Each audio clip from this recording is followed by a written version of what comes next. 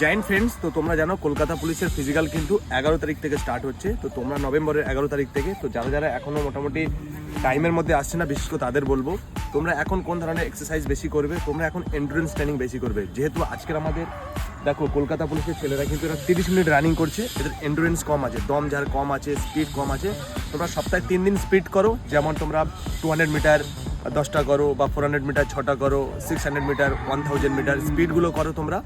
আর বিশেষ করে চেষ্টা করো, এখন শীতের দিন আছে, দেখো সিম্পল এক্সারসাইজ যাদের হচ্ছে, এদের সিম্পল ব্যথা করছে, তো এদেরকে আলাদাভাবে প্রিটি এক্সারসাইজ করানো হচ্ছে। তো তোমরা যারা যারা ভাবছো যে তোমরা এইভাবে ট্রেনিং করতে চাইছো বা তোমার ট্রেনিং পাচ্ছ না, বিশেষ করে কলকাতা পুলিশের টাইম তো বেশি নেই, তারপরে বেঙ্গল পুলিশের ফিজিক্যাল শুরু হবে এসআইয়ের, তারপরে কলকাতা পুলিশ কনস্টেবল, তারপরে ইন্ডিয়ান আর্মি অগ্নিবীর, তো সময় এক এক করে সবার ফিজিক্যালও স্টার্ট হবে। আর তা বিশেষ করে আমি বলবো যারা যারা ট্রেনিং করছো বিশেষ করে ধ্যান দাও এখন এন্ডুরেন্স ট্রেনিংয়ে, আর বিশেষ করে কী করে স্পিডে ধ্যান দাও।